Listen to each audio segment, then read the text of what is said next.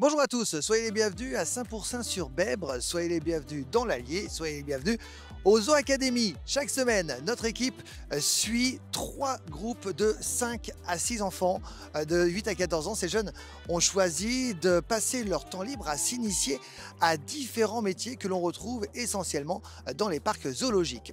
Cette semaine, nous allons retrouver nos académiciens en 2e année. Ils s'appellent Antoine, Julia, Louise, Éléonore et Nathaël. Ces jeunes gens, avec la complicité de Laura, leur animatrice, vont terminer d'installer, souvenez-vous, leur dernière activité chez les Amadrias et surtout vont s'atteler aujourd'hui à préparer leur bâtiment en vue de l'hiver. Précédemment, dans Zoo Academy, nos académiciens en 2e année ont dû se casser la tête. En effet, ils avaient pour mission de créer un enrichissement pour les Amadrias, ce grand singe extrêmement social qui vit en tribu et que l'on retrouve dans les régions semi-désertiques, dans les régions rocheuses et dans les savanes. 2 heures de travail, de l'huile de coude et des tuyaux d'arrosage récupérés chez les pompiers de Moulins ont permis à nos ambassadeurs de fabriquer un magnifique Scooby-Doo géant. Bonjour Laura. Bonjour Guillaume.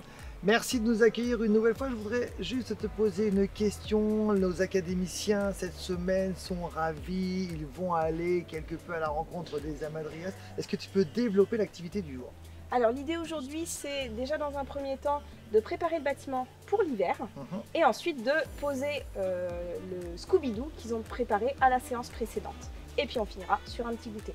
Alors une petite question quand même, quelle est la différence? Qu'est-ce qu'un Amadrias et quelle est la différence entre un mandrill et un Amadrias? Alors un Amadrias, c'est un primate africain. En fait un peu comme le mandrill, ils font d'ailleurs partie de la même famille. C'est juste 2 espèces différentes et on les voit bien au niveau de la morphologie avec un Amadrias qui est beaucoup plus massif avec un beau poil gris alors que le mandrill est plutôt, on va dire, un petit peu marron. Merci beaucoup Laura, on va rejoindre tout de suite nos ambassadeurs.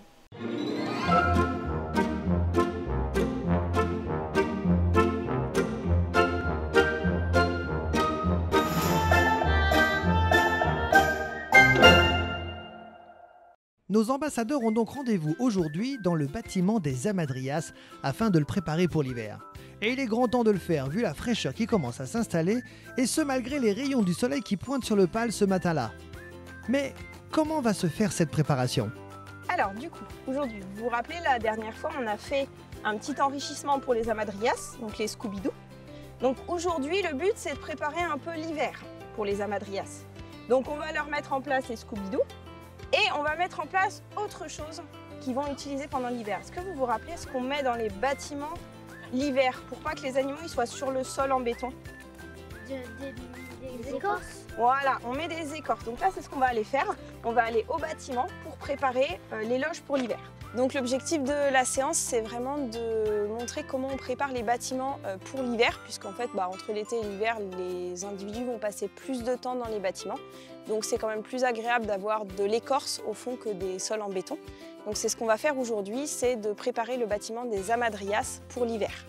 Donc le but, ça va être de récupérer les écorces et de les mettre dans les loges. Donc c'est pour ça que je vous ai ramené plein de matériel. Je vous ai ramené vos gants, je vous ai ramené les petits transplantoirs pour que ce soit plus facile et les seaux pour mettre l'écorce dedans. Ok? Ouais, je vous donne vos gants et puis vous pouvez déjà mettre vos gants.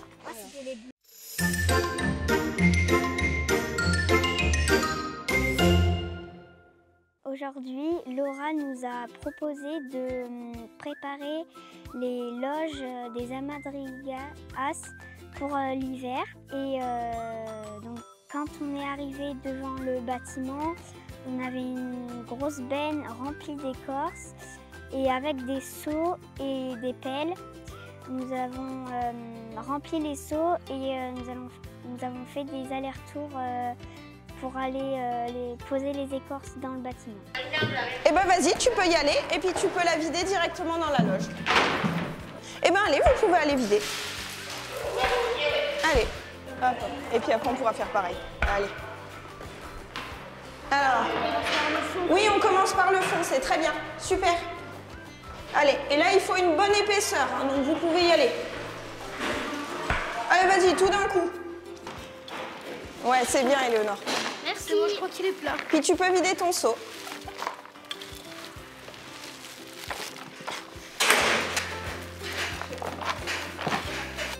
Effectivement les copains, c'est super bien ce que vous faites.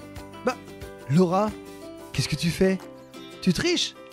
On parle de seau, hein, pas de poubelle. Cela dit, tu as raison, ça va 10 fois plus vite et d'ailleurs, regarde, les garçons vont copier ton astuce.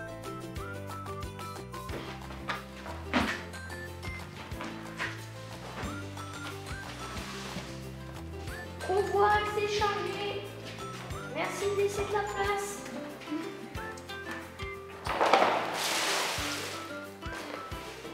L'écorce, ça va quand même permettre de tenir un petit peu au chaud. Et c'est assez agréable, on va dire, sous les pattes des animaux. Ça va, voilà, on fait des écorces qui n'ont pas trop d'échardes pour éviter qu'ils se blessent.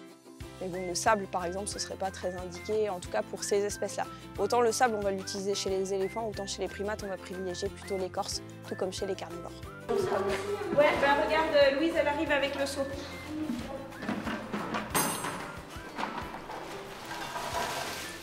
Bah là, il y a un temps maintenant. Ah, attention. Oui, je sais. Très bien, c'est dans la glace, ça les change. Ça va les changer, oui. Maintenant, je suis en train de préparer les loges des amadrias, pour qu'elles soient prêtes pour l'hiver. Elle a déjà été nettoyée par les soigneurs, donc du coup, ça va nous prendre moins de temps. Donc, comme ça, on n'aura plus qu'à mettre les écorces.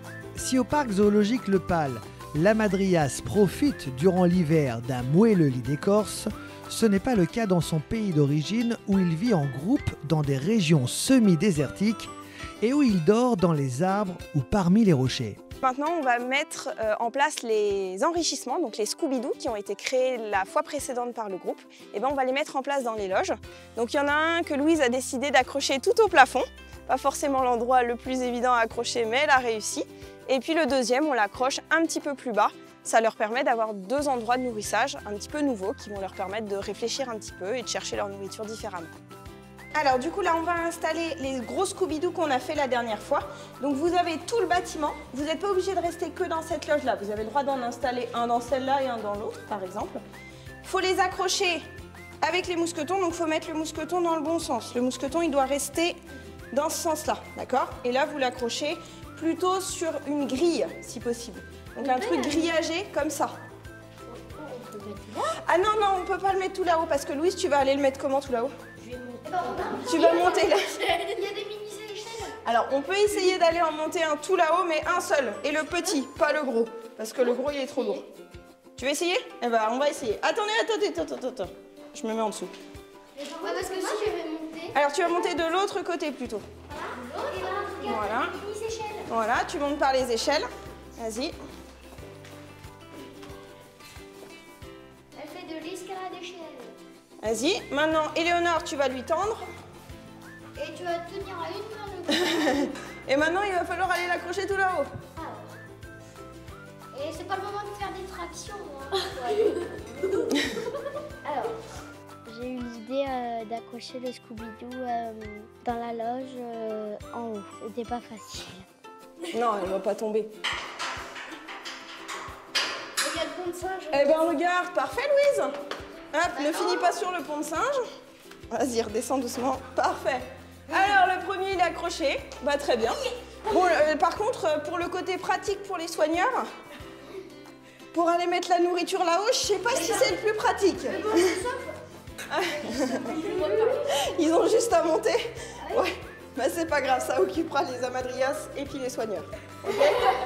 Allez, on met le deuxième. Ou alors ils ont qu'à monter sur leur... Antoine, tu imites la madrias. Allez, un petit truc de traction et puis après on le met là. Non, c'est un peu fatigant. Allez, l'autre on le met dans l'autre loge? Oui, rappelons que ces Scooby-Doo doivent servir à y cacher de la nourriture afin que les amadrias cherchent à la trouver. Alors, nous on peut pas leur donner pour ce soir, parce que vous restez que ce matin. Par contre, on peut leur donner leur goûter de ce matin. Mais on va pas leur donner dans le bâtiment, on va aller les retrouver dans leur enclos pour leur donner à manger. Avec eux? Ah bah non, pas avec eux. Nous on va aller devant l'enclos et on va leur lancer par-dessus. Notez qu'en milieu naturel, notre amadrias se nourrit de graines, de racines, de bulbes, de plantes, d'insectes et de petits animaux comme les perdrix ou les jeunes antilopes. Et donc ensuite on passe au nourrissage des amadrias. Donc les amadrias, c'est ceux pour lesquels on a préparé le bâtiment. Et pareil, même méthode, on lance par-dessus les clôtures. Parce que ce sont des animaux qui sont quand même relativement dangereux et avec lesquels on ne peut pas rentrer en contact direct. Alors là, pour le coup, des amadrias, on en a 8, vous n'êtes que 5. D'accord? Donc il va falloir lancer les 5 premiers morceaux assez rapidement. Moi, je vais en prendre aussi 1 ou 2 dans mes mains pour lancer en même temps que vous. Et puis après, vous reprenez et vous relancez, ok? On essaie de lancer bien haut, d'accord? Prêt pour le premier lancer? Oui. 3, 2, 1, lancez! Ah bah. Tout est passé, super! On se croirait presque dans une épreuve des Jeux Olympiques 2024. Clairement, tout le monde y met du sien, de sa force et de son agilité pour envoyer au mieux, et ce malgré quelques ratés, ce petit goûter préparé avec soin pour nos amadrias, quelque peu perplexes parfois. Cependant, cela ne les a pas empêchés de déguster avec un immense plaisir non dissimulé ce menu gourmet si bien lancé. N'est-ce pas les amis ? Bon, si je récapitule, les amadrias ont leur enrichissement fabriqué par les enfants qui ont été excellents. Les soigneurs vont très prochainement, j'en doute pas un seul instant, rajouter de la nourriture. Les enclos sont propres, les écorces ont été mises, tout a été ratissé, bref, tout va pour le mieux. Dans le meilleur des mondes possibles, l'hiver peut enfin arriver. Les amadrias, eux, vont pouvoir se reposer. On se retrouve, nous, très vite dans de nouvelles aventures, évidemment dans Zoo Academy. Amusez-vous bien, la suite, c'est juste après le jingle. Dans le prochain épisode, nos académiciens vont vivre un moment exaltant avec leurs parents. En effet, en compagnie de Laura, ils vont devoir réfléchir ensemble à ce qu'ils veulent partager avec eux. Un jeu ? Une découverte animalière ? Du jardinage ? Du bricolage ? Ils auront presque carte blanche pour créer ce qu'ils ont envie. À découvrir donc très vite dans Zoo Academy.